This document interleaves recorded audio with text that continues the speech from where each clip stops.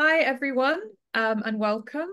My name is Lucy Westcott, and I am the Emergencies Director at the Committee to Protect Journalists, or CPJ, one of three organizations leading this US Election Safety Summer training series. As we have done with every session at the start, please pop in the chat where you're joining us from today so we can have a better idea of who we're talking to.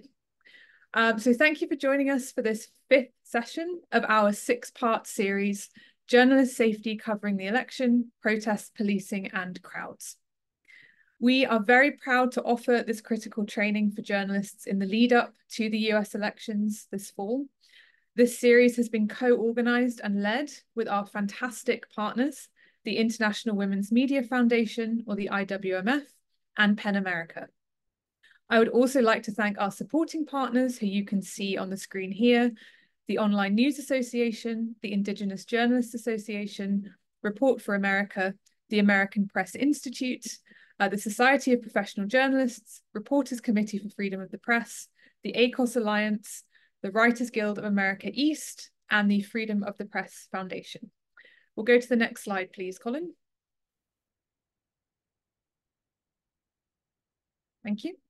So our webinars take place every Tuesday at noon Eastern Time, covering physical, digital, legal, and psychological safety. By the end of this series, we hope journalists will have a comprehensive toolkit and holistic understanding of how to keep themselves and their colleagues safe while covering this election and beyond.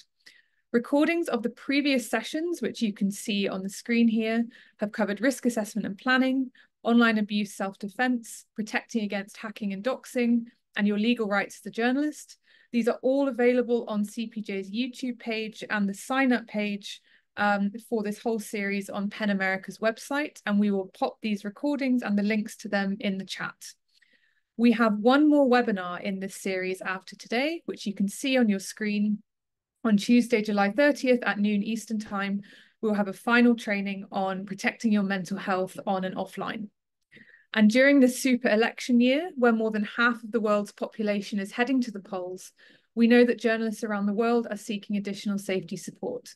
So I want to acknowledge that both US-based and international reporters are joining us and participating today. And while the focus of this series is specifically on reporters working in the US, the safety tips you'll learn here will be useful regardless of your geographic location. And while our chat and our Q&A are both only visible to today's panelists, we will actively monitor both and we will answer your questions as we receive them. So we encourage questions, please do ask them. Colin, next slide, please. Colin, thank you.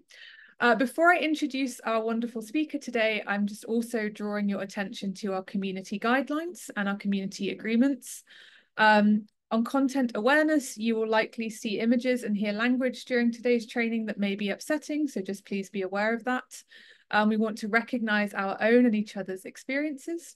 We want to center learning and growth during this training series and focus on collective accountability and respect. With your questions and your participation, we would like that to be open and in good faith, and we encourage everyone to make space and take space today. What's said here stays here, and what's learned here leaves here, and please take care of yourselves however you need to. So today's session will be led by Colin Pereira, who works as the Journalist Safety Specialist at CPJ. For more than 15 years, Colin has worked to shape the risk management model for journalists operating under threat. He is a director at HP Risk Management, a consultancy assisting companies and media organizations operating in fragile environments. Previously, he was head of security for ITN and deputy head of the BBC's high-risk team. As we know, journalist safety in the US is in decline, and CPJ, the IWMF, and PEN America have worked closely with journalists based in the US to ensure they have the tools and resources they need to help keep themselves safe. And before I hand it over to Colin, I just wanted to share a key statistic that will be relevant to today's training.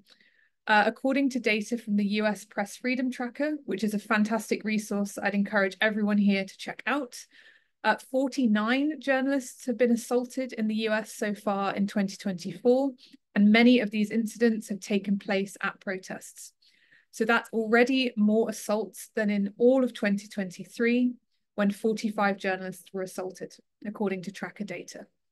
Additionally, our partner, the IWMF, has been leading newsroom safety across America training in swing states this year.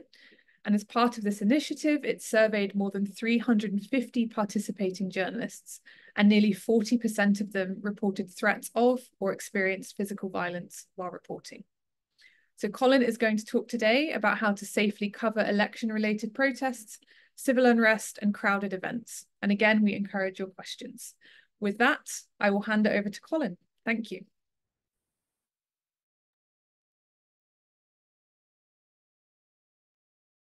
Hi, everyone. Nice to have you on board. Welcome to this session, and good to see so many of you attending. So as Lucy's introduced me, I'm not going to dwell too much on who I am, but during the course of my career, I've covered a lot of protests as a journalist, and I've also been the security advisor advising many teams around the world as they cover crowd disorder and physical violence in amongst large crowds. So what I'm going to try and focus on here today is I'm going to focus on the basics of safety preparation and safety behaviors. But I'm really the journalists who I've presented this to in the past, what I think they get the most value out of is talking about police action and police behaviors. What we've seen during the last few years, during Black Lives Matter, and in more recent years with protests, we've seen a large number of incidents that have occurred to journalists as they cover large-scale demonstrations and protests. And the vast majority of those incidents have not been at the fault of the journalist in any way. They've been inadvertently caught up in things, but often they could have prevented being caught up in things if they knew what the police were doing. So we're going to focus a lot on what the police do, why they do it, and how they do it. So I'm just going to jump to the next slide, which is, and by the way, please feel free to ask questions in the chat or in the Q&A. Lucy and the others will moderate them and bring them to my attention as they come through. But as Lucy was saying, we rely on the US Press Freedom Tracker data a lot. It's a very good resource to see what's going on across America. And there have been 49 incidents against journalists so far this year, of which 35 were related to, or many of those incidents were related to protests, as you can see from this graph up here. 35 being arrest and criminal charge, 42 assault, and 14 equipment damage. And they've been really across America, and they're obviously related to, a lot of them are related to the campus protests that America has been witnessing. So, the threat is real, and it continues to grow, unfortunately. This year, we're obviously going to see the conventions, and I've actually just returned, I returned about a month ago from a trip around newsrooms across the East Coast of America, training journalists about how to cover the conventions. And so I'll refer to that a lot if anyone's got any questions. So I'll just jump to the next slide. So what I'm going to start out with is talking about situational awareness at protests and how difficult it is to actually be situationally aware. Often security people or safety people will say in their risk assessments or constantly give advice saying, maintain situational awareness. And what is that? So situationally awareness is being across what's happening at all times. But it is incredibly hard to do so because of what's going on in your brain. And effectively, what happens at protests is protests are organic beasts or crowd situations are organic beasts, and the situation changes. So when you first go down to a protest, it might be very calm, like this protest that's on the screen in Philadelphia during Black Lives Matters. It was so calm in the morning that a couple decided to get married, and the mood was euphoric, and people were very happy to be there. And if you make your risk assessment at that time, your brain will tell you that there is no risk around you, which is true at the time. But as the day goes on, certain things change, And what we are trying to do is teach you what are those things that you need to pay attention to as they change, what we call combat indicators, indicating that the mood is about to change and that you need to change your behavior accordingly. So later on in the day, police will turn up. Some of them will be dressed in body armor and have helmets. Some will not. But you have to look at their body posture and see they look pretty relaxed at this stage. But still later on in the day, things are getting slightly more heated. Barricades are and police lines are forming. Abuse is flying. Expletives probably as well. And this is when you need to be most conscious of things, or you need to be very aware. But by the evening, the whole scene is deteriorated and there's extreme violence. Now, you would hope most people would react to that, but because of what's going on in our brain, it is increasingly hard. It's hard to maintain situational awareness, and it's hard to be conscious of the changes and react to them in a timely fashion. Now, why is that? It's basically because of the way we have evolved as people. So the human race has evolved a great threat perception mechanism, and we think about risk all the time, right? Every second we scan the horizon 3 times almost to perceive if there's a risk coming at us. But if we were always, if you imagine ourselves as cavemen, and we're sitting in our cave and we're worried about threats and dangers and saber-toothed tigers, what that means is we would never leave the cave. So evolutionary speaking, that's a bad system. And so the brain has developed a way of making you not focus on the risk so much and focus on something that's nice and rewarding. So if you're a caveman and you think about the deer that you're going to eat for lunch day, the effect is that your brain releases a bit of dopamine. The dopamine overcomes the threat system, and you start thinking, I want to eat a deer. So you get off of your butt, you pick up your club, and you go out of the cave looking for a deer, despite the fact there are saber-toothed tigers roaming around the savannah. When you kill the deer and eat it, or if you're a hunter-gatherer or a gatherer and you get some nice beans or something, when you're eating them, what happens is you get a massive release of dopamine and you feel very good about yourself and the risk is forgotten. Now, the reason I tell this long-winded story is as journalists, when you're out in the field, you no longer have to go out hunting and gathering, but food, but you do have to hunt and gather news. And your brain thinks of it in the same way. So as you're hunting and gathering news, when you think of the great shot that you are going to get as a photojournalist, or the brilliant package that you're going to put together, or the wonderful article you're about to write, you get a release of dopamine. And when you are observing those things, you get even more dopamine released. And that dopamine makes you think less about the risk. This is just human nature. So what you need to be aware of is that your brain is hijacking your threat perception when you are thinking about the reward of having your boss pat you on the back or the pay rise that you're going to get when you release the world's best package at the convention. So what you need to do is sort of game your brain, right? And you need to be cognizant of the fact that your brain wants you to be complacent, and you need to pull yourself intentionally out of complacency and think about risk. And what you need to do is look at the combat indicators around you, perceive them, and at the right time, be intentionally attentive about your safety. And so when you're down at a protest, what you want to be is aware all the time, but you want to be in alert or focused whenever the combat indicators are present. Okay, does that make sense to everyone? I hope so. And I'm going to jump to the next screen. So, forgive me, the people upstairs are doing some hoovering or something, so I don't know if this is coming across the audio. The audio is great, Colin. We can hear you. Great, thanks. Thanks. It's a bit distracting, but anyway, I'll continue. So let's just talk about preparation and how you prepare to go out and cover a a story. So you know that your brain is going to be hijacked. You know that it's exhausting to constantly pay attention to risk. And so you know you need to be situationally aware. The things that you don't want to worry about are basic preparations. So one of the most important things you need to do is have a check-in procedure with someone who is responsible. So that could be your boss, but if you're a freelancer, it might be a friend, it might be a colleague, it might be your mum or dad. I don't know who that is, but you need to establish a check-in procedure. So when you get down to the scene of a protest, you need to check in and say, everything's okay here.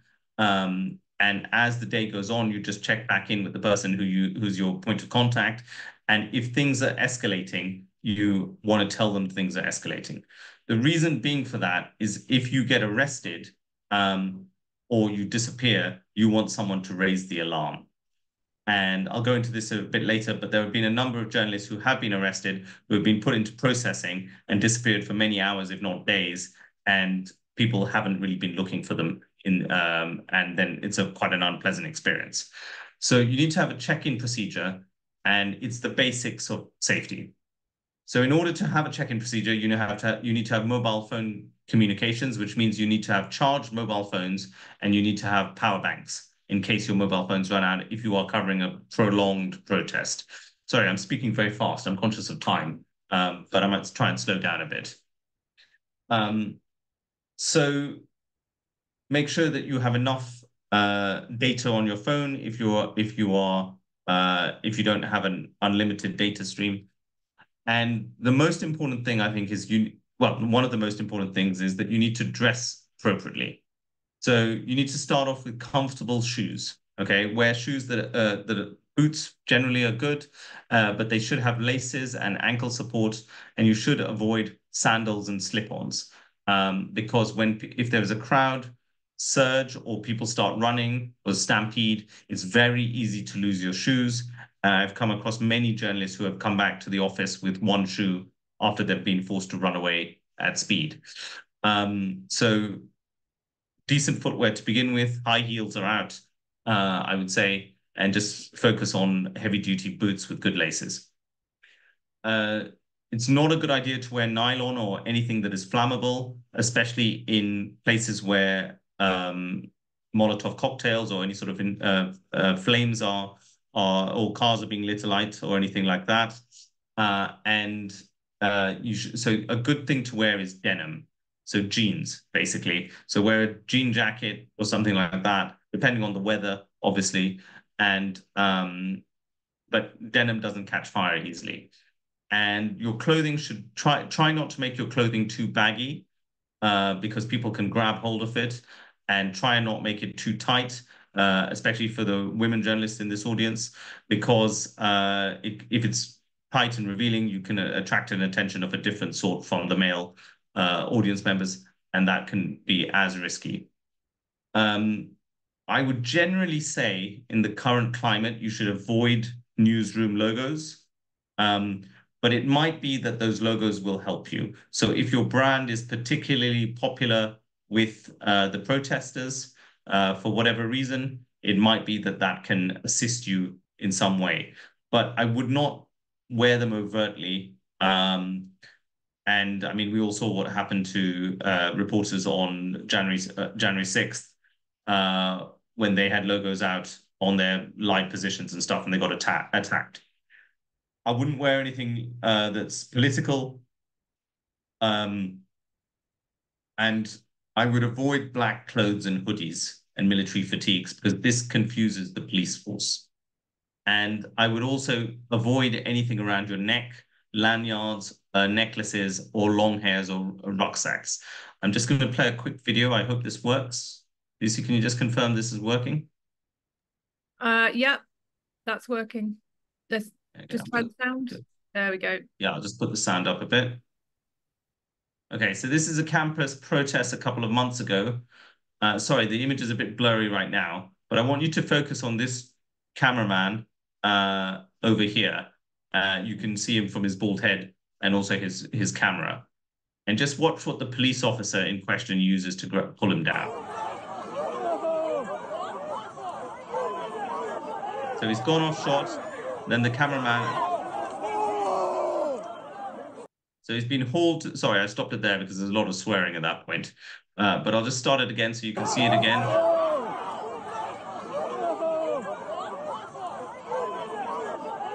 In case you missed it.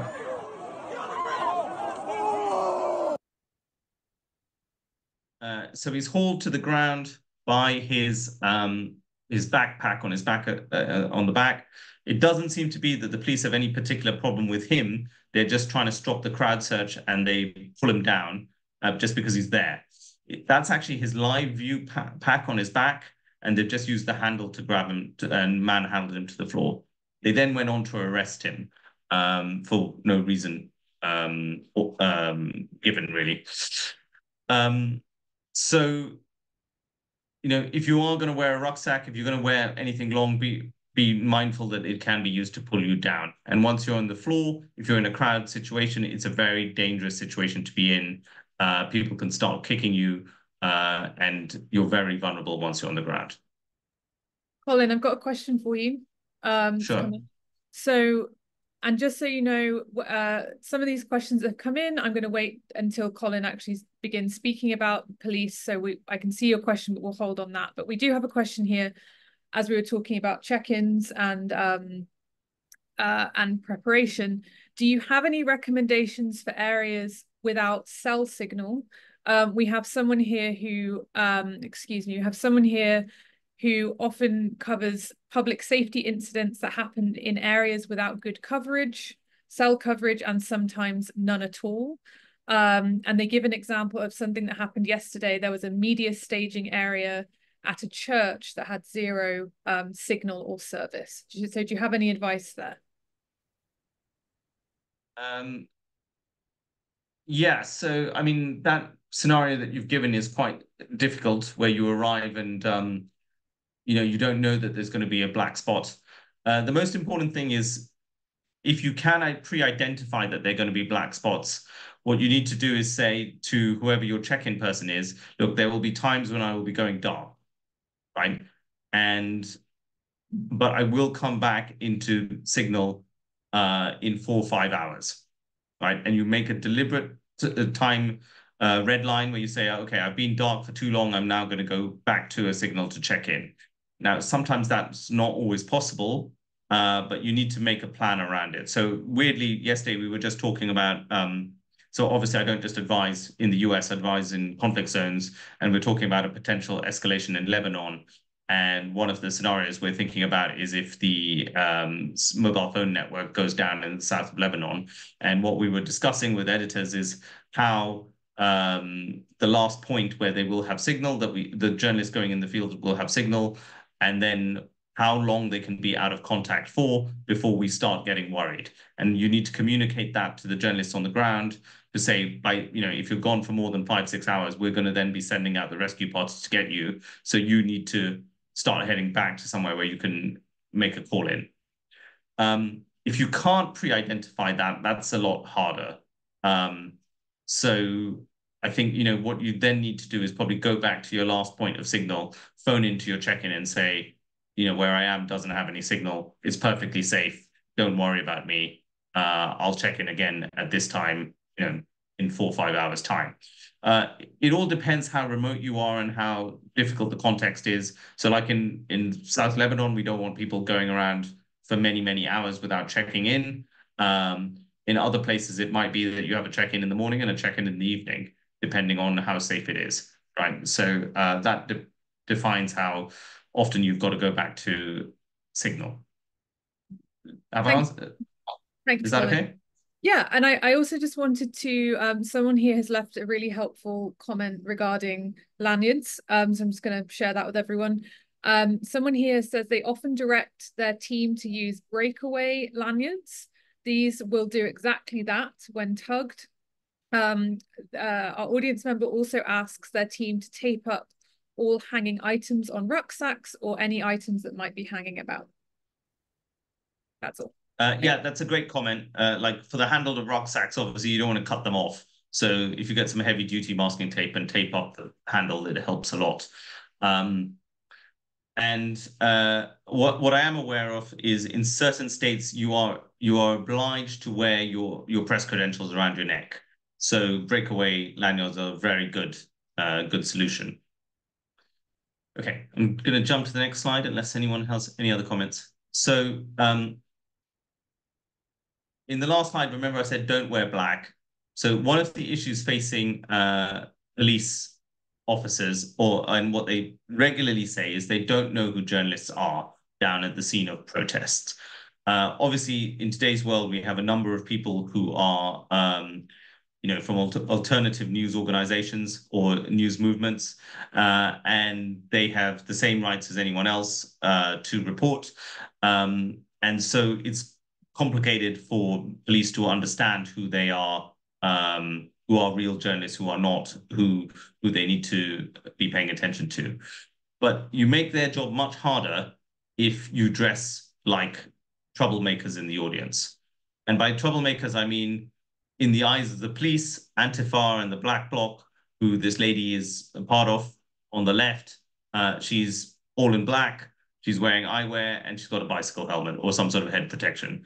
In the middle, there is a militiaman. I think he's from, I can't remember which militias he's from, but this is their standard garb: eyewear, no helmet, but gloves, a ballistic vest, and a journalist over here looks pretty much undistinguishable apart from the fact they have press written on them.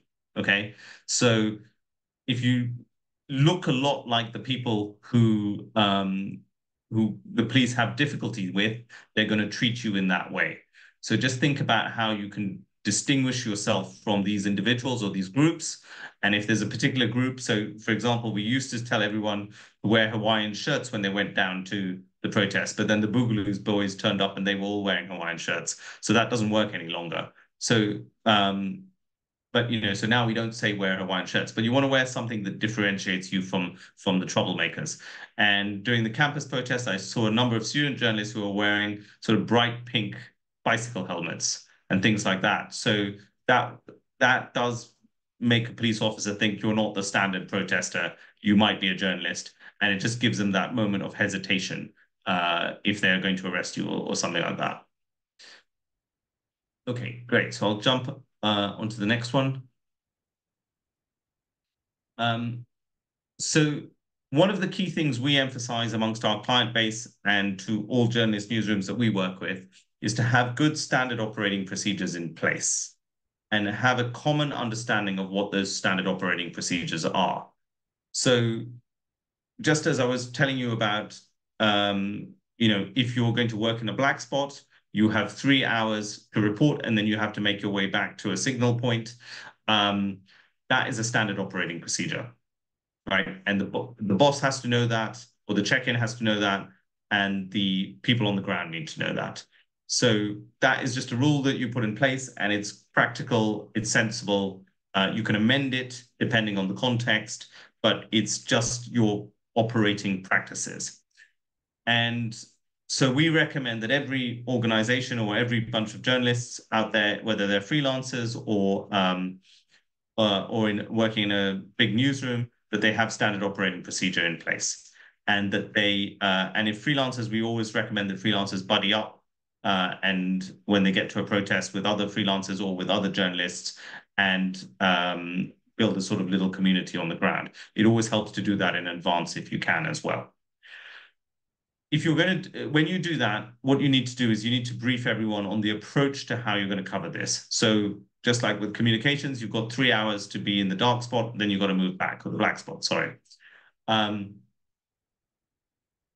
You've got to understand how you have teams comms. So like one of the problems we have in today's world is a lot of our people on the ground use different communication methods. So they will use WhatsApp, they will use Slack, they will use email, they'll phone through to the desk sometimes.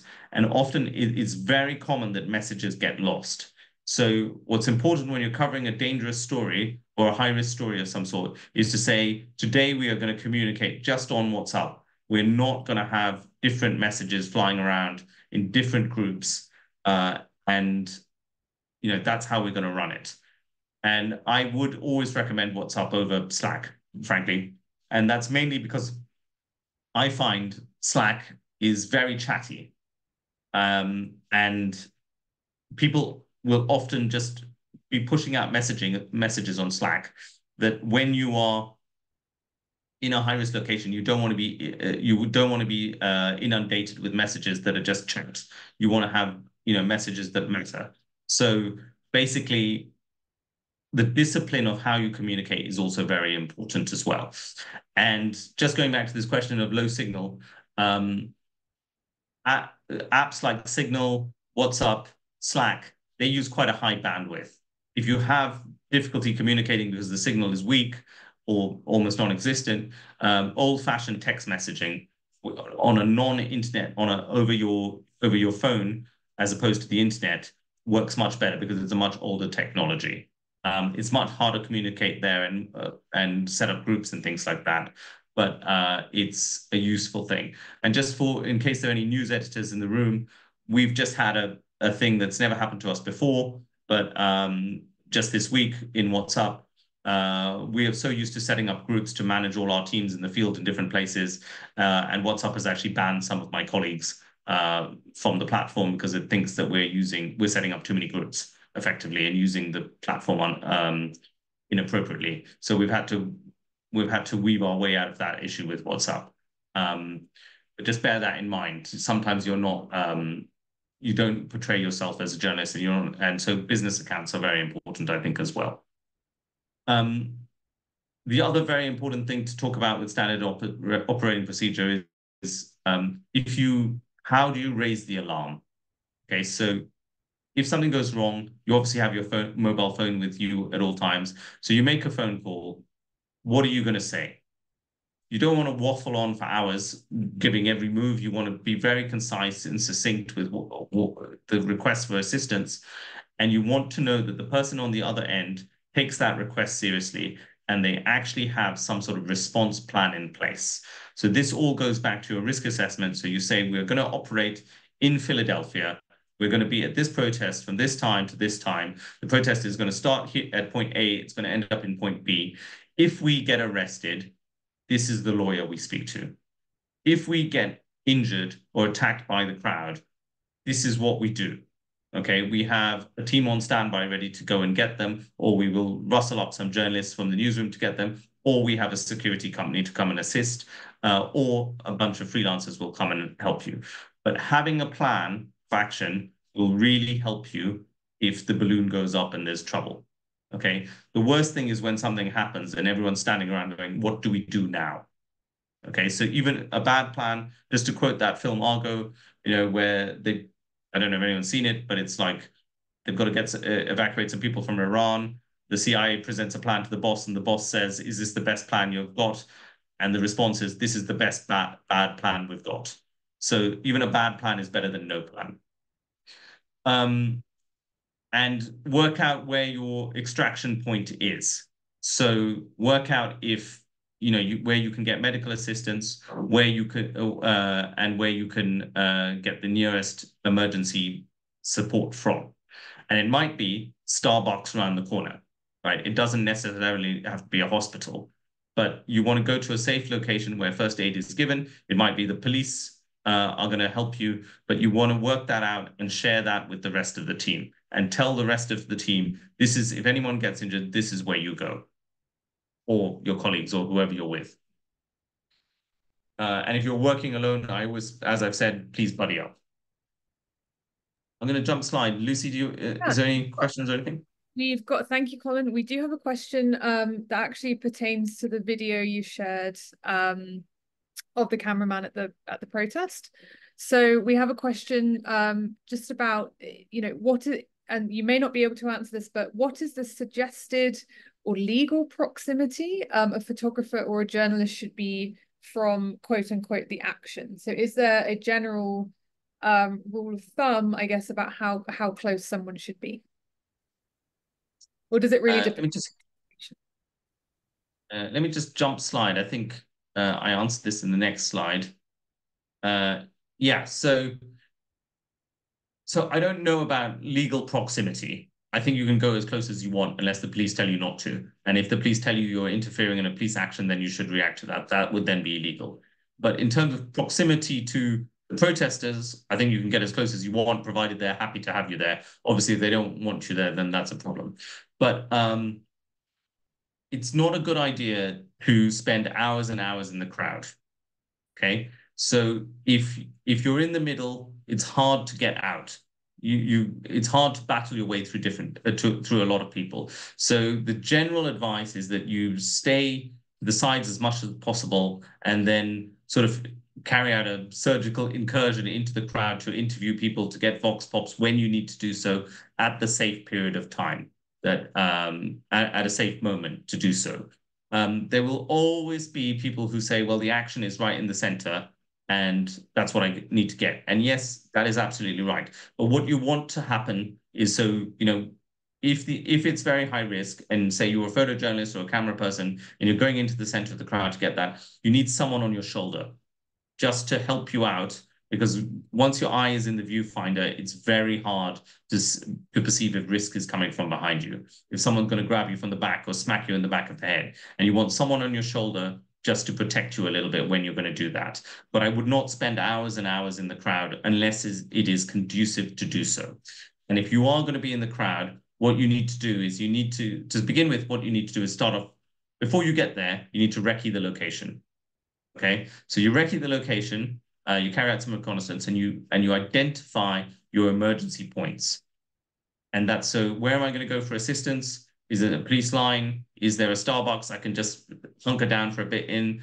Or and what are my evacuation routes? And the best producer I ever used to work with, what he would always do whenever we got to the scene of a protest or a terrorist attack or anything like that, you would draw the location roughly on a map, and you would say, this is exit route 1, this is exit route 2, this is exit route 3, if we had that luxury of 3 exit routes. And he said the rendezvous point is the Starbucks 3 blocks down.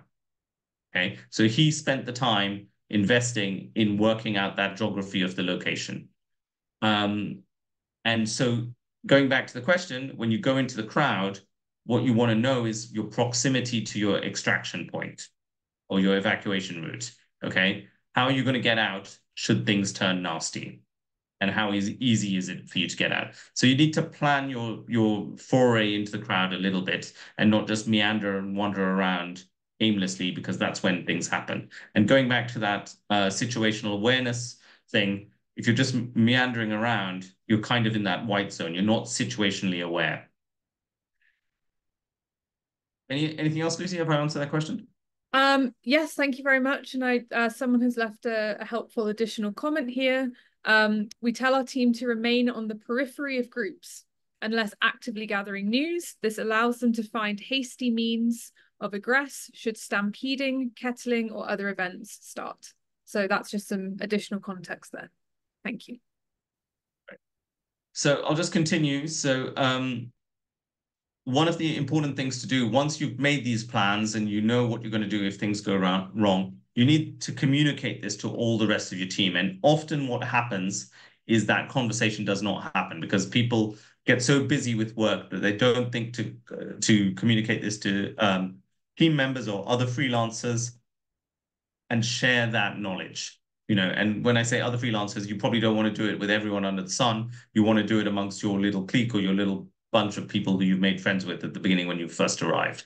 Because as I keep saying, it's dangerous to work alone at a protest. It's always better when you've got friends nearby. So, and always remember, right, as you get more tired, your brain will struggle to deal with risk. Okay, your brain will basically, and as you become more focused on the job, your brain will start saying the risk doesn't matter. You can keep going. You can keep going. And even very experienced people fall into this trap. So, you've always got to pull yourself out of the moment and reassess and say, should I be here? Should I be doing this thing? Is my exit route clear? Or now is it fully blocked by a battalion of police who have turned up? Right. So you've got to effectively surveil the situation and react to what's going on around you, and not assume that the situation is the same as when you first arrived and when people were getting married. As the dynamics change, the situation will change, your exit strategies will change, your position might need to change. Okay. And very importantly is transport to and from the protests. So what we saw or witnessed during Black Lives Matter is we had a lot of reports of people who got into trouble as they left protests, right? And how they left the protest was dependent on how they got there. So many people in cities where most protests tend to happen, they don't like to drive to the scene of the protest because it's hard to get there, quite frankly. So if you are driving, make sure you park your car in a secure location because what we've definitely seen is people like to break into cars. And depending on where you are, so if you're in Philadelphia, they seem to light cars on fire. Forgive me for any Philadelphians on this call. I pick on Philadelphia a lot, by the way. The police department there have given me a lot of ammunition to go with. So apart from driving in, then you could take public transport or you could take an Uber or something to get in. But the problem arises when you have to leave, and if there's been violence or you end up in a dodgy part of town, it's difficult to leave and an Uber won't come and get you. So we've had many journalists who've had to walk out of the scene of the protest, and they've had to walk many, many kilometers, and often they've had to walk through dodgy parts of town, and that's when they got robbed because they all have nice shiny iPhones to do their recording on, and lots of people want those things. So be very cognizant of how you are going to get to and from a protest, and if you are managing journalists in the field, bear in mind that you just don't leave this up to them, okay? You need to take responsibility for how you get them out of the situation at the end of the day. And very important red flags, the risk accelerates or increases dramatically when you are working alone. I keep repeating that because I know there are a lot of freelancers on the call. If it's after dark and when alcohol and drugs are being consumed, then the risks increase dramatically, okay? Any questions before I jump to the next slide? No, you're good to move. Okay. So that's how you behave in the crowd. And forgive me, we have an hour and a half. We can run this training all day, and there's lots of other behavior that we could teach you about. But these are the basics of good practice down at the scene of a protest. And when I say a scene of a protest, I mean a violent protest. Obviously, I probably should have said that at the beginning. Now, the way police behave often determines the safety of journalists, okay? And it's very important to understand what the police are doing because depending on what the police are going to do, it should direct your positioning, your posture, and your behavior, okay? And so I'm going to first tell you about how the police do things, and then I'll tell you why, right? Because the two are very closely linked. So the police have a wide array, they have certain weapons at their disposal. And these tend to be non-lethal weapons, okay, in the US. So let's just start off on the far right. This giant frying pan thing on the top of the police car, that's called a long-range acoustic device, and that's an audio weapon. So it emits a very loud noise, and it can be directed at protesters, and it can burst eardrums at the right range. Okay. Now, police don't tend to use this. The place where we saw it used most was in Portland during the Black Lives Matter protests. They don't tend to use it as a weapon, but they tend to make announcements on it. But it's important to know what it is because if you see one, you don't want to be hanging around near it just in case they decide to use it, because I do know people who have had tinnitus because of this kind of weaponry. But the thing that they like and they also have water cannon, but in the US, they tend not to use it. So I'm not going to dwell on water cannon. But what they'd like to use is tear gas. Okay, so this is a crowd disposal weapon. And the way this works is they have two mechanisms to deploy tear gas. And that's either by a handheld grenade-like canister, which they pull the pin at the top here. This is the silver and blue one. They pull the pin and they throw it into the crowd. So the range is really the strength of the police officer's arm when they're throwing it. If it lands on your head, it will hurt. So that's why you wear head protection. But what they really like to use are these pellets, right? These tear gas pellets, which they fire out of a gun like this sort of short tubed projectile launcher. and they fire it out over the top of the crowd or in front of the crowd. That's how they should do it. But your combat indicator should be in the US that this chap over here will tell you that the police are going to carry out a police action and you need to leave. Okay? It's legal requirement that they tell you that you need to leave an area. If you decide not to leave, you are exposing yourself to the follow-up actions that the police will take. And I'm not suggesting that you leave. I am just saying to you that that's what will happen, because the police will then want to clear the crowd and they will use tear gas. The combat indicator for tear gas is they start putting on respirators. Okay? The reason being is tear gas, they don't want to have a face full of tear gas themselves and be coughing and render the police line useless. So the way tear gas needs to be deployed, or should be deployed according to the manual, is it should be used in conjunction with the terrain or topography of the city and heavily reliant on airflow or the wind. And what happens is they shoot the tear gas over the line of police officers into the road in front of the crowd, and the wind should blow the tear gas into the crowd, and the crowd should be afforded escape routes to leave. The quantity of tear gas they use is highly dependent on the airflow and if there are buildings around and if the tear gas will linger in this area. What they wanted to do is to blow into the crowd, and they want the crowd to leave. It's a crowd dispersal weapon, okay? They often use it incorrectly, and they often use it as a punishment weapon. So this is ideally how they use it, but often they do not use it in this way, okay? But what does not exist, as far as I'm aware, and I have phoned up tear gas manufacturers to ask them about this, is there is no such thing as extra strength tear gas. What there is incorrect usage of the concentration of tear gas. So if they fire too many canisters into an area, into a built-up area where the wind cannot move it along, there is too much tear gas in this area for these individuals. And if you have a respiratory issue or you've had long COVID or asthma, it can be seriously problematic for you. So you need to bear that in mind. Now, if you are wearing a respirator in this crowd, the rest of the crowd will start to disperse and you might be able to stay put. But that then means you are not doing what the police are asking you to do or directing you to do with tear gas. You are staying when they want you to disperse. And that then leads to a follow-up action by the police. So your combat indicator is, first, they give you an announcement saying, please leave this area.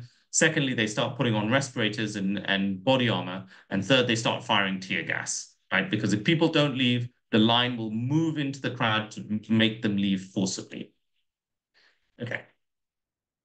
Now, that was good tear gas usage. This is bad tear gas usage. And once again, this is in Philadelphia. And this is on a highway outside of Philadelphia during Black Lives Matter. So I'll just play the video. There's a bit of swearing, forgive me. And I will then talk you through this.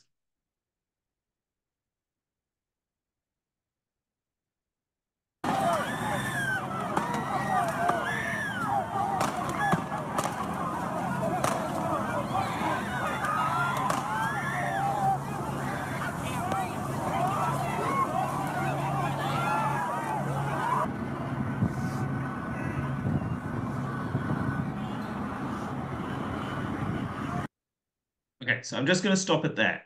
So basically, this is on a highway. And what's happened is the police are coming down the highway. The protesters are coming down the highway. And for whatever reason, the police have decided to disperse the crowd at this point. And they've fired tear gas into them, but they do not have an exit route. So they've had to go up the bank to seek safety from the tear gas. This is a very, very dangerous situation because your biggest risk is not from the tear gas. It's from stampede and people falling down this bank on top of you and crushing you, okay? And we've just had a serious incident in India where I think 120 people have been killed in a crowd crush situation. So your biggest threat at any protest is always the protesters or the people around you stampeding and crushing you. And now the reason I show you this video is because in advance of the convention in Chicago, the police are expecting protests. Everyone's expecting protests.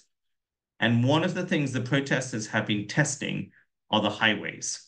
And they've been trying to get on the highways and block the road between the airport and the convention center. Police generally hate it when you go on a highway. And the reason being is that when you're on a highway protesting, you are stopping traffic. And a city is heavily reliant on its highways out and its roads out of the city so that commuters can leave the city at the end of the day and go home. If they can't leave the city and they're stuck in traffic, they tend to get really upset and they tend to start phoning up police helplines saying this is ridiculous, and they tend to phone up the mayor's office or the governor's office and start complaining, and then that person tends to phone up the police chief and start shouting at them. So highways are of strategic importance to cities, and police don't like it when you go on them. So at the conventions, think about if there are protests on the highway, how you will cover them. And around Chicago, there are a lot of ramps. So if you go up on a ramp with the protesters, and that's where the police decide to ambush the crowd, there's not many exit strategies from there. So you just need to think about, do you want to go with them on the ramp? Do you want to let them get off the ramp before you run up and catch them? Or do you want to go ahead of them? And I would have said ahead of them is probably the better option. But it's a dynamic risk assessment that you have to do at the time. Okay, I'm going to jump ahead because I know I'm running out of time. So when you are tear gassed, if you are unlucky enough to be tear gassed, and I'm sure there are many people in this audience who have been tear gassed, remember, it is not a lethal weapon, okay? It is a very unpleasant weapon. It's not lethal unless you have a respiratory issue. So it's something you can recover from. But what you need to do is make sure you have the right equipment to help you. And it's a good idea to wear a head helmet, because the tear gas can hit you in the head, and that's caused more injuries than probably the tear gas. You need to wear eye protection. You can wear body armor if you want. And if you have a gas mask, it will help you. But remember, it's there to allow you to remove yourself from the situation, not stay there indefinitely, because then the police will follow up by hitting you in the head with a baton. So don't wear contact lenses. However, this is a personal choice.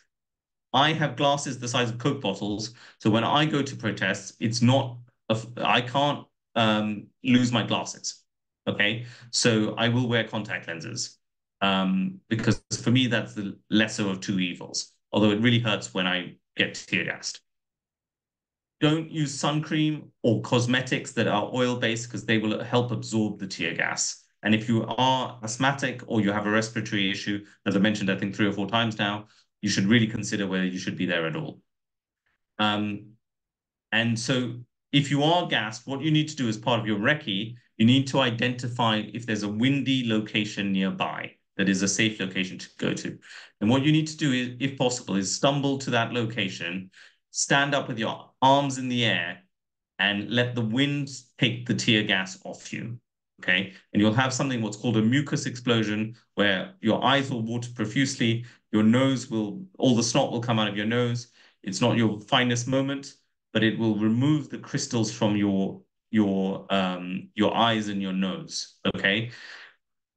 What you should try and avoid doing is using like 1 or 2 bottles of water on your eyes. And the reason being is because when you remove the tear gas, you need a copious amount of water. You need a shower, basically, or a fire hydrant to have any effect. Because tear gas is a multi-billion-pound business, right? If tear gas could be removed by a small water bottle, police forces around the world wouldn't be buying it, quite frankly. And what you will do is if you pour water into your eyes, or you will have tear gas on your face, you'll have it in your hair, it will wash down into your eyes again, and it will make it even worse. So only use water if you have a very good supply of water, or a strong supply. And when you go home, have a shower, don't have a bath, because you can set off a sort of tear gas explosion in your bath. It's soap and water for tear gas and baby shampoo for pepper spray, apparently are the best removal things. When you Google online, there are lots of things about like sniffing onions and pouring milk in your eyes. And I do know one organization that equipped all their journalists with little cartons of milk. at a protest. The problem with that is, yes, it might have a beneficial effect, but like milk and things, in hot weather, they tend to curdle. And your eyes are heavily scratched, and you can get very bad infections from putting curdled milk in your eyes. So unless you have some sort of cooler box with you, I would not be putting warm milk in your eyes. Clothing, you should wash it profusely, and don't get on a flight if you've got tear gas on your clothes, okay? It can set off all kinds of alarms at the airport. And so it's better just to get it washed and scrub the bottom of your shoes. In America, it's not too bad at the TSA, but certainly in other countries, it's really bad. And I've had PB crews arrested and detained at airports for long periods of time because of this. But if you have irritation or you're still feeling unwell from tear gas, you should definitely see medical advice because people react to it in different ways. Lucy? I have a couple of questions for you, Colin. Sure. Yeah, so if we could just go, actually, I'll start with one about what we're wearing, and then we have a question to go into a little bit more detail about kettling. But first of all, question here, the recommendation to have a gas mask, goggles, and possibly body armor seems to contradict advice earlier about how to dress when a reporter was wearing those items. So I think, can you clarify just what you said earlier about things that would maybe make you more of a target from the police, and then the type of equipment you'd wear when dealing with tear gas? Yeah, so I mean, I think if you're wearing body armor to begin with, body armor is like if you really think you're going to be shot at with rubber bullets, okay? So, and I'm going to talk about that later, actually. So, but I think the point is when you have this equipment, you should keep it in a bag. You shouldn't be wearing it all the time. You shouldn't have it around your neck if there is no sign of tear gas coming. You put it on when the threat manifests itself. Now, that's a problem because you might have to carry this around with you, and it's problematic. But if you are wearing this the whole time you're there, and no one wants to wear body armor and a respirator the entire time you're there, right? But if you've got it around your neck, which I've seen lots of journalists do, it's increasing your profile. So if you've got it, keep it discreet, but and try and look for militaristic looking equipment. But to be fair, there's not much of that out there, quite frankly. Thanks, Colin. And then for those of us who may not live in states in the US where kettling is regular practice, could you just say a few lines on what kettling actually is? So let me come back to kettling because kettling is a big part of the next phase. Great. Thank you. Okay. Is there anything else? Not for now. Thank you. Okay, so let's talk about the next stage of lethal weapons. Okay, oh sorry, not lethal weapon, non-lethal weapons, I should say. So if the police use tear gas and it doesn't work, what they're then going to do is they're going to deploy pepper spray or pepper balls and flashbangs and tasers. Okay, now they might do this anyway, depending on where they are in the kettle, which I'll explain later. But effectively, let's just talk about what this is. So pepper balls are fired out of a gun like this. It's got an air compressor, and they are little balls like this, and they go into a hopper. About 50 of them can get into the hopper, depending on the size of the gun. You will often see police forces have these painted in orange or yellow because they look like real rifles, and they don't want to pick up the real rifle when they walk the wrong rifle when they walk out the door. But they can fire about, I think it's about 50 or 60 meters is the range. And there is advice about how far they should fire it. They shouldn't be firing it closer than that, okay? Because if this little ball hits you in the eye, it can blind you. And that's what happened to journalists in Black Lives Matter on the first day of the protests, okay? So you want to be wearing goggles ballistic glasses at this. So basically, they can then throw these sort of stinger grenades, which fire out a lot of little rubber things that hurt a lot. And the way they work, I'm going to come back to this picture a bit later, but when they use pepper spray that's sprayed like this, what they're trying to do is they're trying to drive the crowd away because they want to grab someone and arrest them, okay? And I'm going to come back to this image again. But when they use pepper, look at how they are dressed, okay? They all have respirators on. They all have heavy duty gear on. They've got their sticks out. So this, when you see people dressed like this is the combat indicator that it's first tear gas, then it's pepper spray. Okay. And you don't want to be tasered, quite frankly. But we have seen a lot of journalists who have been pepper sprayed in the face directly, even after they've been arrested. Right? It's non-lethal, it's highly unpleasant. Okay, so if they are using rubber bullets, which they do like to use in some states, these are the kind of weapons that fire, or projectile weapons that fire these kind of weapons. But so they do look like machine guns, quite frankly. And it's often this one at the end here, the right, that they will use to fire the rubber bullets. The rubber bullets come out, and they can use very big ones that are like this, these kind of discs, and these can break a rib at the right range, right? So but they don't tend to use those so much. They tend to use these small ones. And again, these will blind you if they're fired at close range. And in places like Egypt, they like to fire at people at close range with them and injure them. So this is all about how close the police get to you and how close they're firing at the crowd. Often when they get excited or they get heated or they're angry, the range that they are shooting at people is not the specified range. Okay? So I'll just jump to the next thing. So this is the equipment we suggest that you have with you. But again, remember, discretion is 9/10 of the law. Oh, sorry. Discretion is the better part of valor here. So I'm mixing up my metaphors. And we don't recommend that you wear this sort of militaristic helmet. It's very good, but it looks like you're a police officer or some sort of militia. So we'd recommend a bike helmet. And like I was saying, maybe a nice fuchsia pink one would be better than this black one that I'm suggesting. But we do recommend glasses, okay? Ballistic glasses. Now, bear in mind, ballistic glasses will stop rubber bullets and things like that going into your eyes.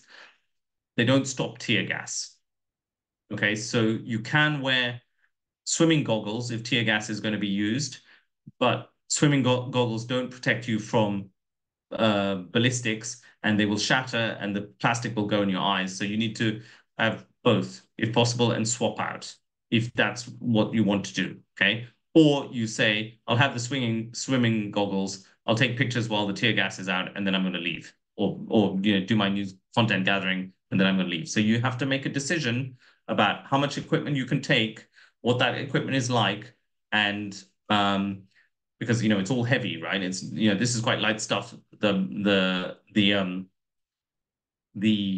glasses are quite light, but if you're walking around with your helmet on your head all the time, remember the posture thing. You are beginning to look like other people, so you want to dumb it down.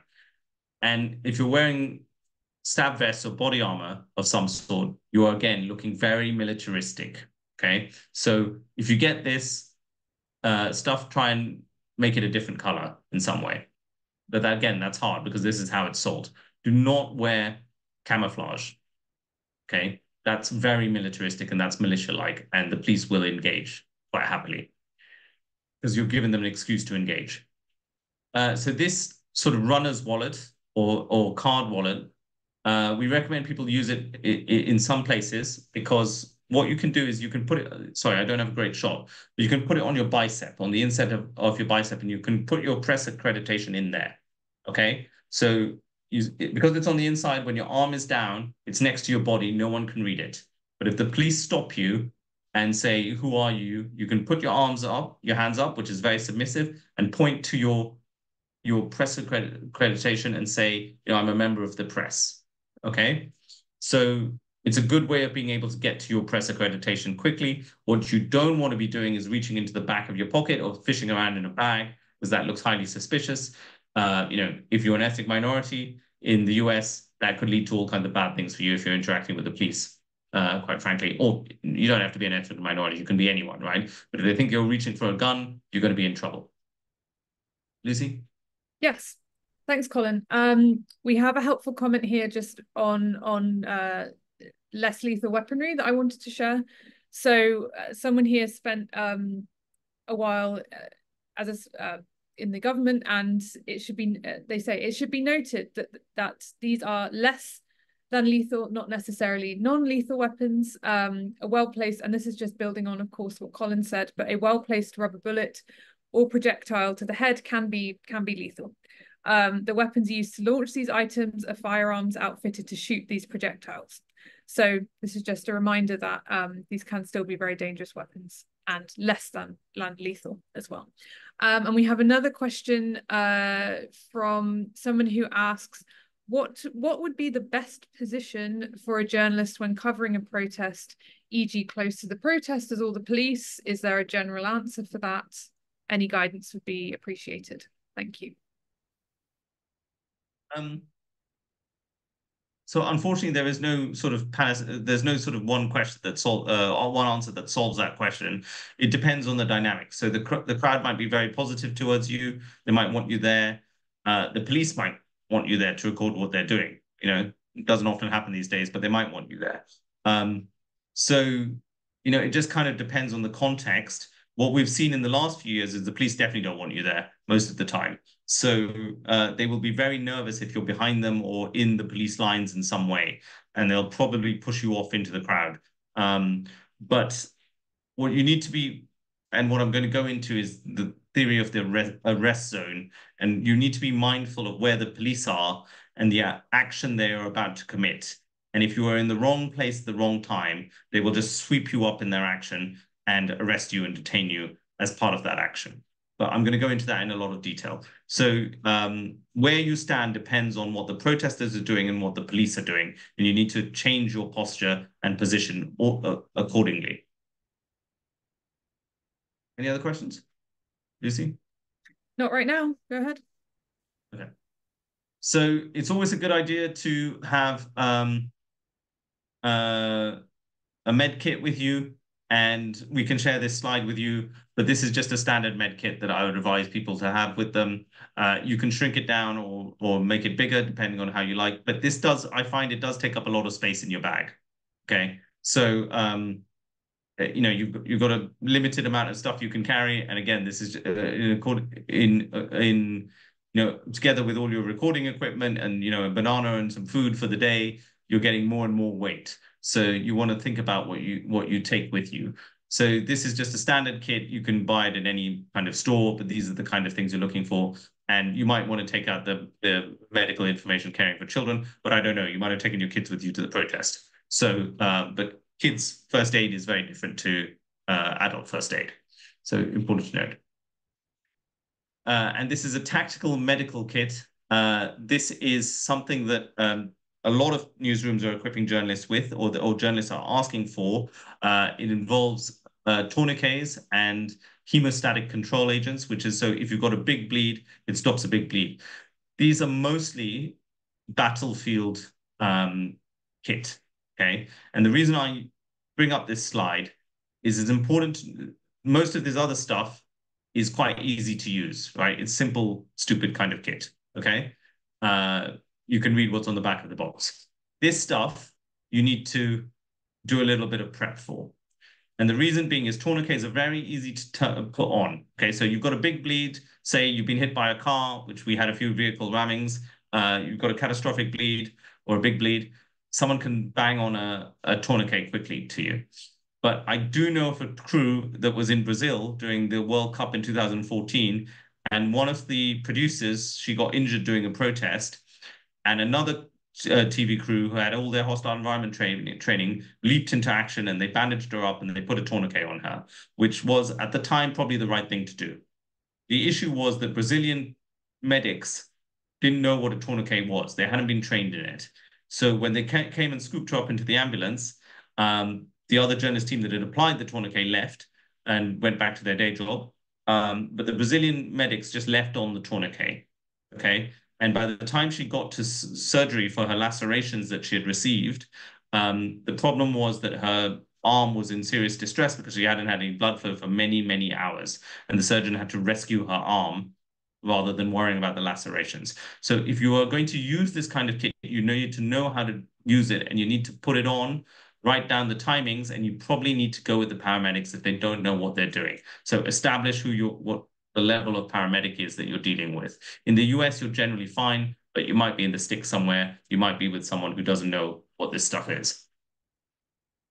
Okay, so if everyone's happy with the kind of kit, the med kit, I'm going to jump on to strategic incapacitation and kettling. Right. So, in order to understand kettling, you need to understand where protest theory has come from. Like, oh, sorry, not protest theory, crowd control theory has come from. Okay, and this is why the police behave in the way that they do right now. So since I put on the slide since 1900 to 1980, but this is like from caveman times till 1980, the police had a policy of escalated violence. And escalated violence is my stick is bigger than your stick. And if you protest, I'm going to beat you hard enough with this stick and it'll shut you up and it will keep you quiet. And then you'll go away and leave the establishment alone. It worked pretty well, quite often, apart from things like the French Revolution or the American Revolution, where people got really upset and no matter how hard you hit them, it didn't matter. And that was the case in the 1960s and 70s in America and the civil rights movement. So the RAND Corporation studied the civil rights movement, and what they realized was police tactics did not work, right? The harder the police hit the protesters, the more protesters came the next day. And they speculate that the reason for this, if you really believe in a cause, the violence actually reinforces that cause.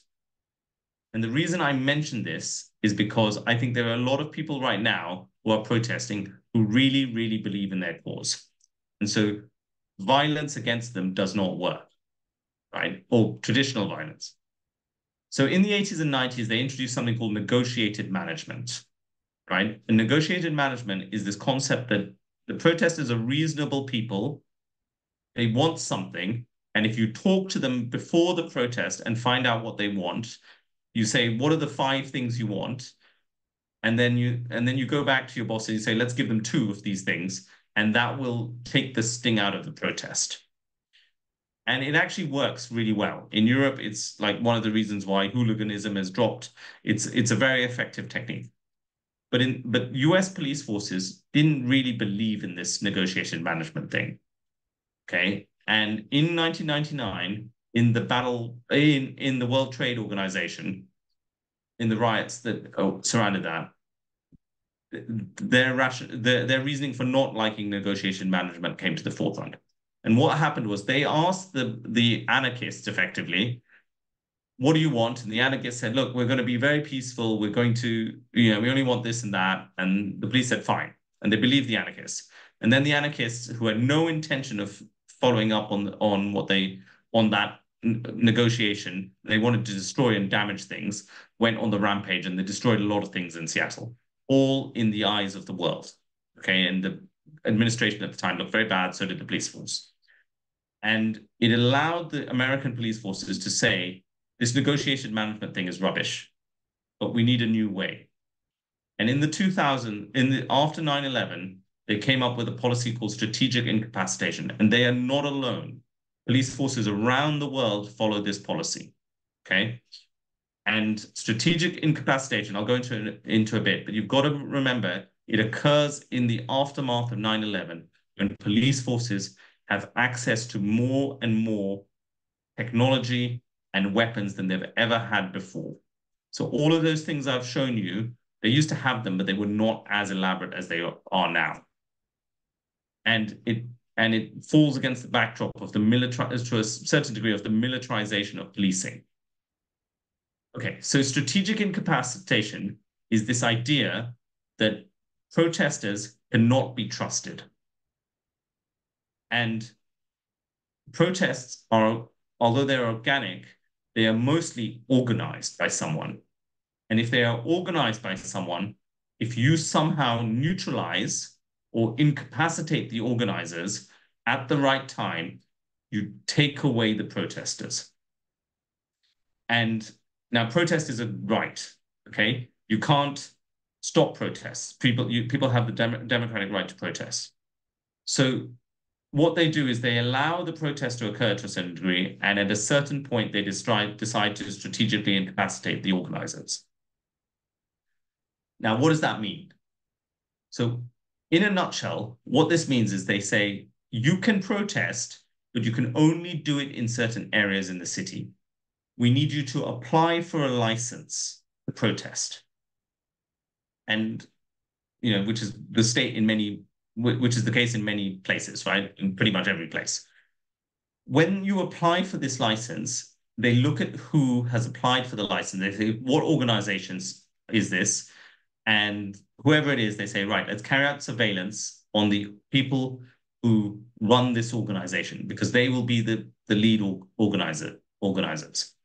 And they work out who's going to run the protest and motivate the people who are at the protest and do all the organization and organize the water for the protesters, et cetera, right? Bathroom breaks, all of this kind of thing. Then what they do is on the day of the protest, they enforce something called spatial control. So they demarcate areas that are hard and soft zones. Protesters are allowed to go into soft zones, but they are not allowed to go into hard zones. Hard zones are areas that are demarcated as strategic value to a city. So in New York, it will be Wall Street, and it'll be the area around the bull. Because after the Occupy movement, what they realize is if you stop Wall Street, you stop the money flow. And that's bad for America, right? So during a protest in New York, if you go down around the bull, there'll be a barricade, there'll be police officers standing around it. Wall Street will be heavy policed. Anyone tries to, cause something happening there, they will beat them up, quite frankly. Or, or they will physically prevent them from protesting. And they will not be given a license to protest there. But they say there are other areas like Brooklyn Park where you can protest, okay? Now, once the protest begins, they've already carried out surveillance on the individuals who they know are the organizers. And on the day of the protest, they are watching for them. They're saying, where are they?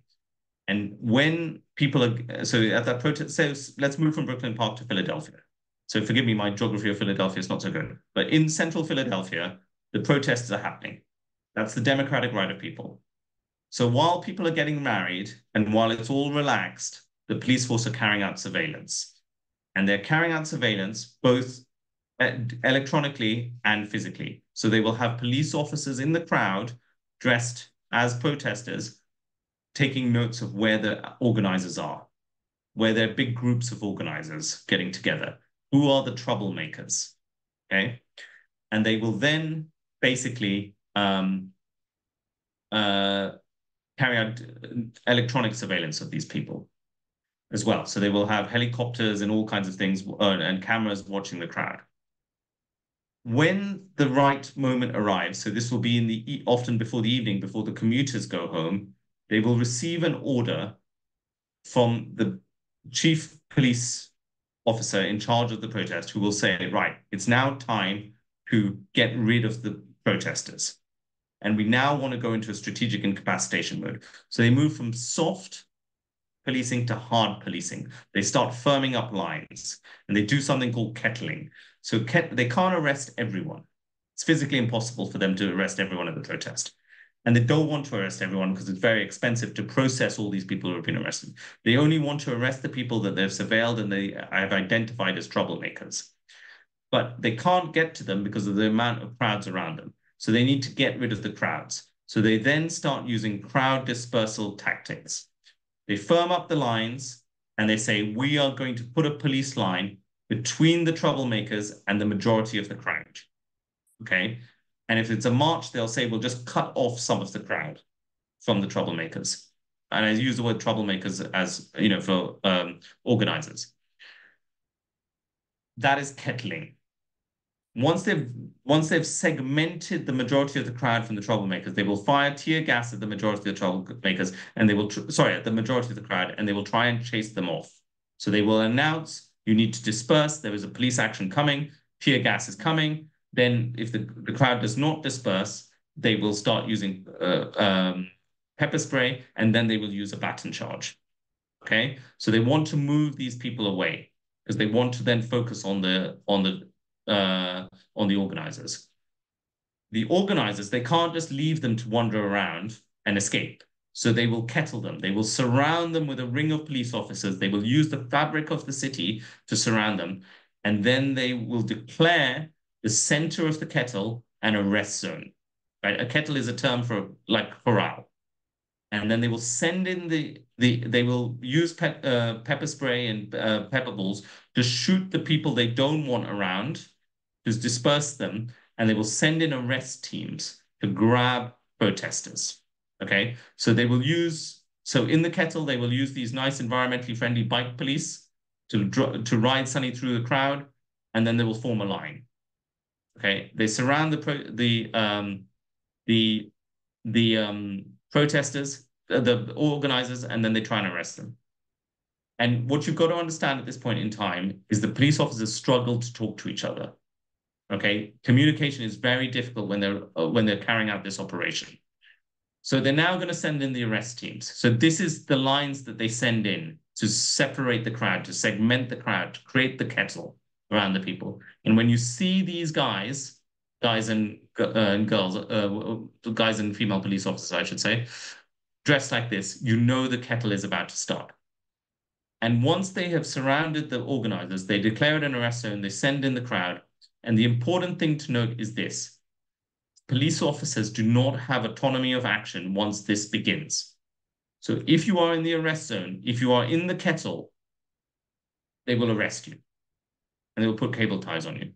They don't care who you are. They don't care if you hold up your press pass saying, I'm a member of the press. They will arrest you. And they don't have the option to say, oh, we know you're a journalist. We're going to let you out. Okay? So you need to avoid being in the arrest zone if you don't want to be arrested. And so you need to observe the police. You need to see when the lines are forming, when the bike police are coming out, and you need to avoid being in the kettle if you want to be arrested. And a lot of the journalists I speak to, after we do the post-mortem on when they're arrested, they were like, yes, all of those combat indicators, I heard the warning, I stayed where I was. Saw the tear gas, I stayed where I was. The police surrounded us, stayed where I was. Then I couldn't even get out if I wanted to get out at that point, right? And then I was arrested. So these are the combat indicators you need to watch, and you need to make a decision whether you want to stay or not. I'm going to stop there. Any questions? Lucy, you want to? I think you've answered most of them, and I'm very aware of time. So we've got a few minutes left, and this is all extremely important information. So please go ahead, Colin. Okay, so I'm going to stop talking because I've talked a lot, and I'm going to play you this video, which I recommend that everyone goes and watch. So this is an investigation by The Intercept, and this is a kettle in action. And it's like, the way I've described it is like, it doesn't look like this, okay? But this is where they use the fabric of the buildings, the city, to corral a group that they want to corral, and they drive away some of the people they don't want in the corral, and they then will send in arrest teams. And the key thing to arrest teams is, which I don't have a picture of to show you actually, you need to look out for police officers with cable ties. If they have cable ties, they're part of the arrest team. And at the campuses, every single police officer had cable ties on them.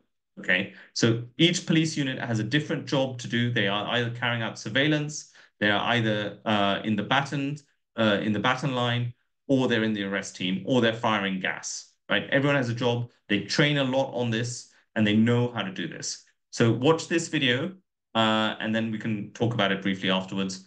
And forgive me again, there's a lot of bad language in this. Sorry.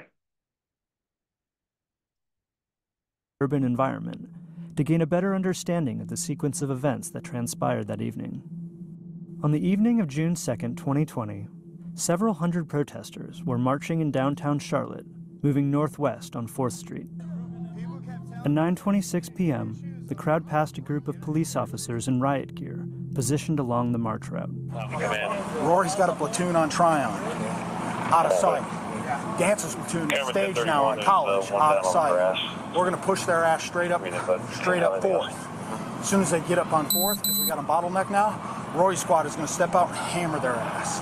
When they start running down, Dancer's squad is going to step up and hammer their ass. With gas. And we're going to fucking mop it up. All right. Get a bang out. Don't throw it in front of them. I want it behind. Hey, if you have to throw it, don't throw it behind the crowd so they run up.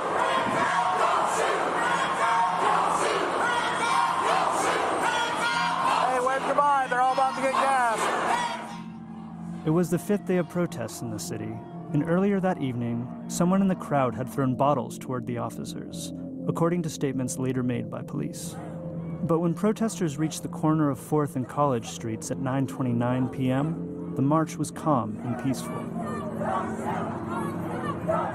As the protesters kept walking, it became clear that CMPD had blocked all exit points along the block. Hands up! Don't shoot! Hands up! Don't shoot! Suddenly, at 9:30, officers positioned out of sight at the top of the block on Tryon Street ran out to close off 4th Street and immediately started firing tear gas and flashbang devices directly at the advancing crowd.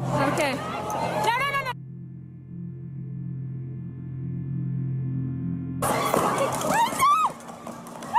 State investigators said that police issued a warning, but witnesses we spoke to said they did not hear one. Justin LaFrancois, a local journalist who was live streaming the protest, describes the scene. Nobody ever gave a dispersal order or said where people were supposed to leave or exit. As people ran back, the officers at the southeast end of the block deployed tear gas into the fleeing crowd. So they closed the whole group in between a line of riot officers and a wall of tear gas. The gas formed a thick wall of smoke that stretched across 4th Street. We're trapped. They're shooting pepper balls at us. They've thrown out tear gas, flashbangs, smoke. They just chased everybody down this way. There's a line of riot police up there. There's a line of riot police back there. As police closed in, people began screaming and gasping for air. Those on the sides of the crowd were the first to be hit with tear gas and other police weapons, while those in the middle were getting trampled by other panicked protesters. I'm just going to stop it there because I'm conscious of time and we're going to end it. So we'll just end it here if that's all right. Basically, so feel free to ask any questions, but basically in that video, what they do is they close off all the protesters in a certain area, and then they go in and then they start arresting the people they want to arrest, right? That is a kettle in action. And if you don't know what's happening, it's very difficult to avoid. It's difficult to avoid even if you do know what's happening, but you need to observe what the police are doing. You need to observe what the protests are doing, what could provoke them into action. Think about the timings, like when commuters want to go home in the evening, that's often when they want to shut down a protest. If they're burning up, if the protesters are burning the city or anything like that, there is a lot of pressure on the police to shut it down. And think about, so this video was in Charlotte, sorry. And in the days running up to this video, there were multiple days of protests and they were quite violent in the night. And the police were getting really fed up of what the protests were doing. And so they just decided that they were going to stop it. Now, I don't know what the motivation of the police officers was. Maybe that police captain who was speaking, maybe his brother got smacked in the face the day before, he's never going to police again.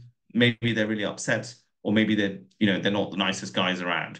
But the police have a playbook, they follow it, they know how to interact with stuff, and it's important for journalists to know what that playbook is so they can behave appropriately. I'm going to stop there, Lucy, if you want to add anything. Thank you, Colin, so much. That was a lot to get through over the course of an hour and a half, but this has been so very helpful. For those questions that we didn't get to, Colin has his email addresses both for HP Risk Management and CPJ here on the screen. So we've shared a lot of safety resources in the chat. Everyone on this call today will receive a follow-up email in the coming days with all of that information and those resources again, so that you can read them, use them, and share them. The recording of this webinar will be made available in the coming days as well, so please keep an eye out for that. I want to thank again Colin Pereira, Journalist Safety Specialist at CPJ, for his time and his expertise today. Our next webinar, Protecting Mental Health in the Face of Online and Offline Attacks, will take place on Tuesday, July the 30th at 12 p.m. Eastern Time. This webinar will build on what we've learned from Colin today, reporting from these very precarious situations, and we'll focus on mental health and resilience. So thank you everyone for attending, for your engagement, your questions, your time, and please take care. Bye-bye.